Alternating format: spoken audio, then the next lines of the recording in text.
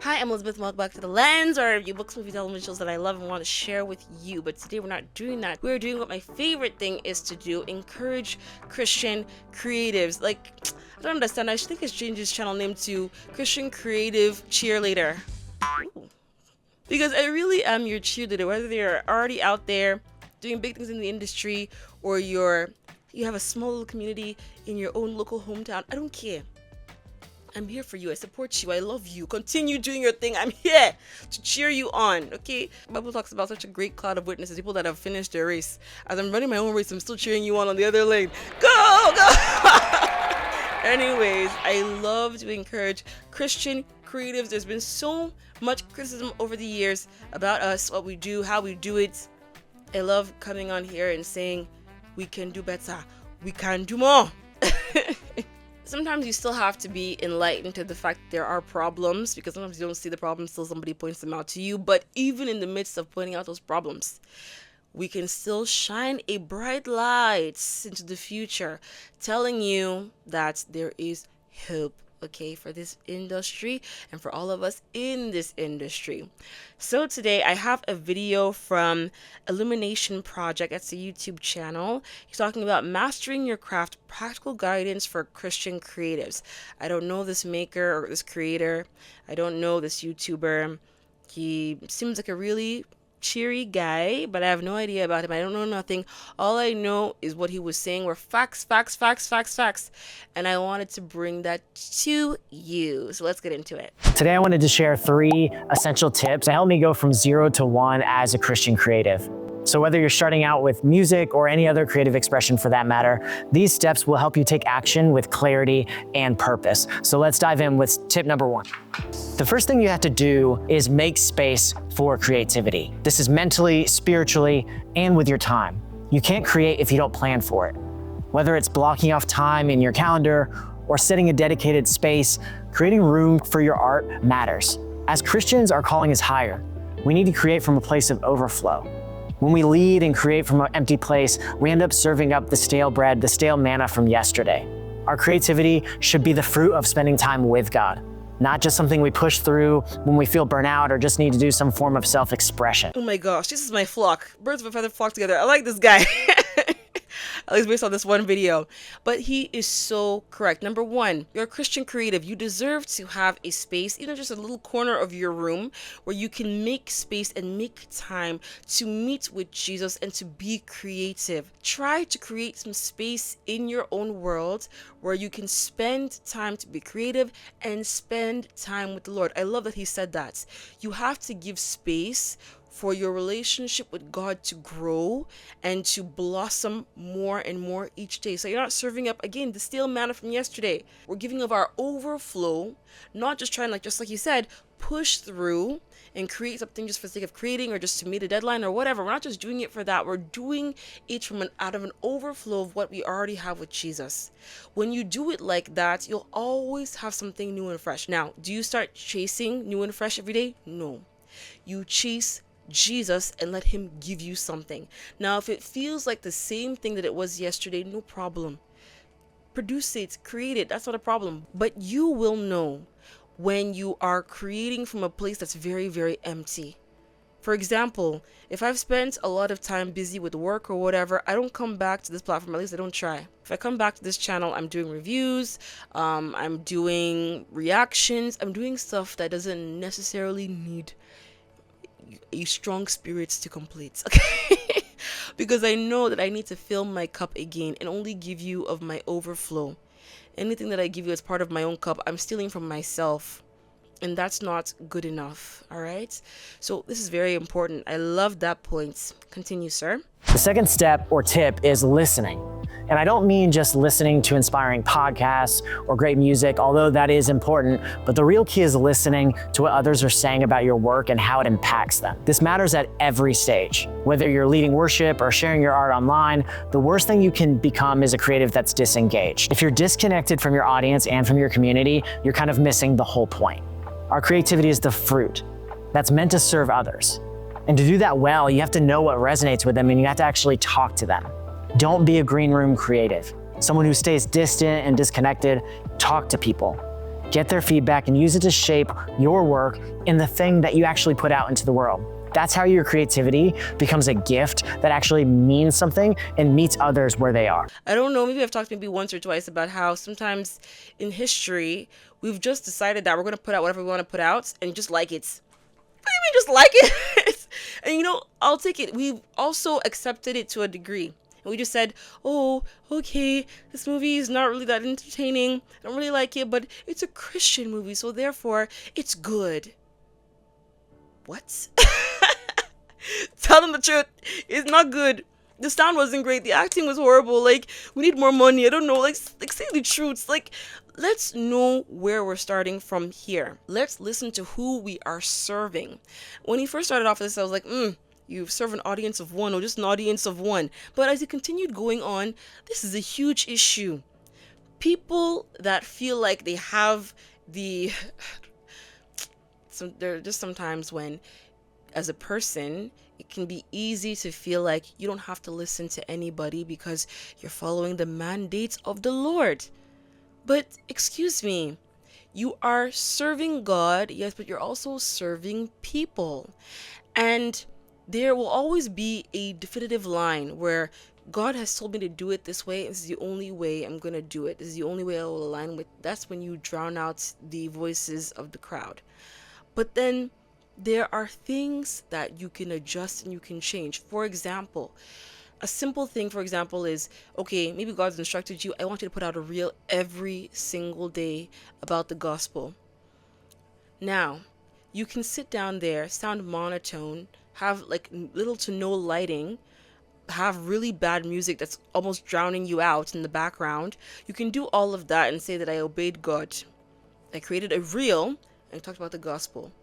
But people that love you, I pray, will tell you, fix your lighting. The music is too loud.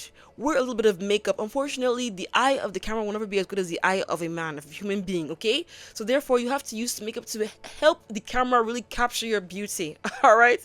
Do these things because it will help you. It will help that thing gain traction. Did God tell you not to wear a little bit of makeup? Did God tell you not to put on lights? Did God tell you not to have music too? Do you understand? Did God tell you to do all these things? No, there are ways where you can improve. Your skill can improve. You can do things better to be able to help the public be served, okay? Help people that you are serving to be served, all right? Just think about things like that. You can also think about even things that go a little bit deeper than that. Like, for example, you want to do a teaching series. Most of the teaching series be 20 minutes long. Will making it an hour be better? There are people on YouTube that people are shouting at, stop doing 20-minute video. We don't like 20 minutes. Do 3 hours. 3 hours. Like, talk for longer. We're here for you. We've cleared out our afternoon for you. When you put out a video, make sure that you make it worth our while. All 20-minute bite size. We don't like them. See what I'm trying to say? So now, in your own estimation, you have done what you believe God's telling you to do, but there are some things that God didn't give you direct specifics on. Ask him about it. If 3 hours is okay, do 3 hours. People that I'm thinking about right now, that I wish they would stop giving us 20 minutes videos, I wish they would stop giving us reels. Sit down, collect your notes. I'm ready for you. I can give you 5 hours of my afternoon just to listen to what you have to say, because what you're saying makes sense. What you're saying is edifying my spirits. So stop giving me all these snacks. You know what I'm trying to say?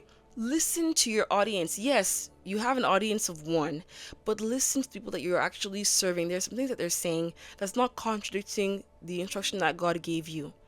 They're just helping you to be able to serve them better.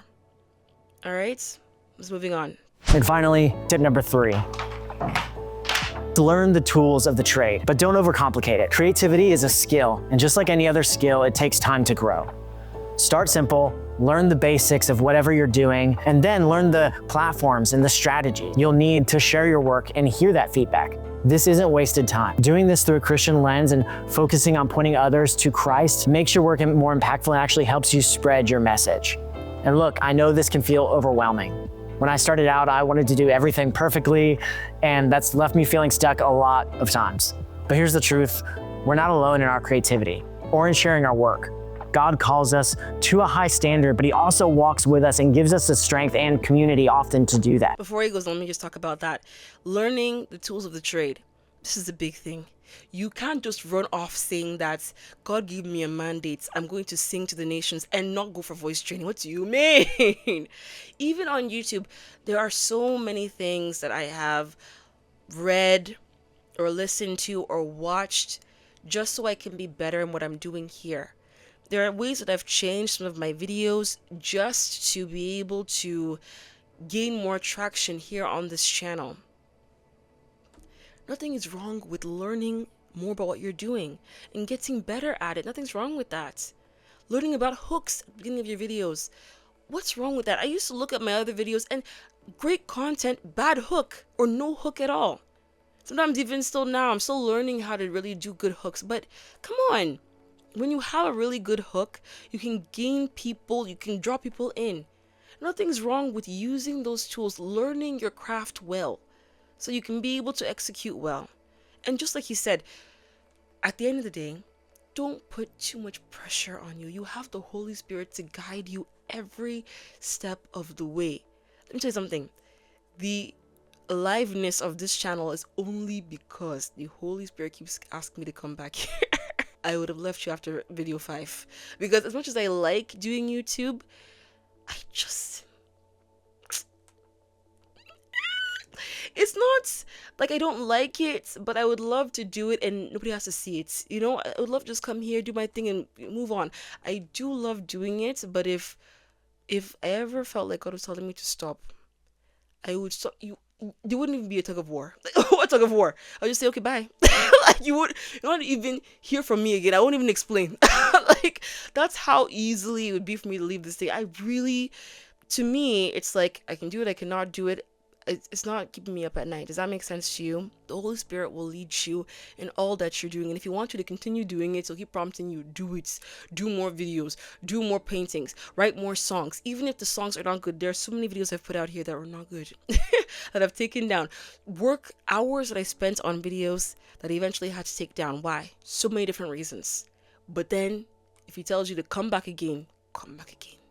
You know what I'm trying to say? So all of this is incredibly, incredibly important. Let me let my friend now continue.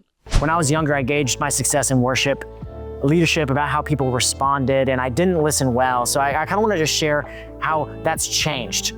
I used to gauge how I was doing about whether they raised their hands or whether they sang along or were interacting with what I've done. But now as a leader, I've gained some experience on what it means to listen well, and I've learned to listen differently.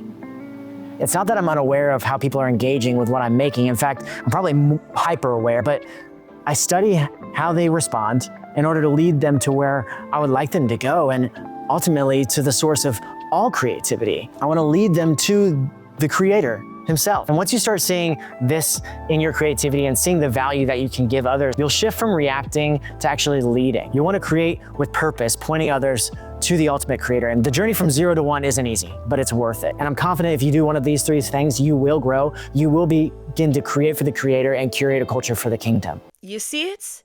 At the end of the day, all that we are doing is trying to point people to Christ. It's not for your own personal glory. And it's not just so that you can say that I was obedient to God. We have a purpose. All of your artwork, all of your efforts as a Christian creative is all to do the same thing. Bring people to Christ, whether that's just one person or billions at a time. The whole point is to bring people to Christ. And when you can have that as your focus, all of these things are easy. Leaving room for you to build yourself as a creative, for you to be creative, and for you to spend time with the Lord will be easy. Taking time to listen well, because you know the goal that you're going for. You want people to come to Christ. So if you need to include a hook in your video, you're going to listen and imbibe that. Understand the tools of your trade as well. Understand what you need to do to be able to be successful and to excel and to grow in this space. Now, is it to chase numbers or to chase growth? No. It's all to point people, even if just one person, back to Christ. And by the way, when you're being creative and you're a Christian, you're not just serving others, you're also serving yourself. There's so much fulfillment in being able to say that out of my relationship with God, out of that overflow, I was able to create something that is almost like a symbol of our relationship, is a symbol of how far we have come together, me and God have come together. You get what I'm trying to say? It's beautiful. It's an act of worship to God. You're creative and you're creating things to glorify God. Focus on your audience of one. Take all the tools that He has given you and create.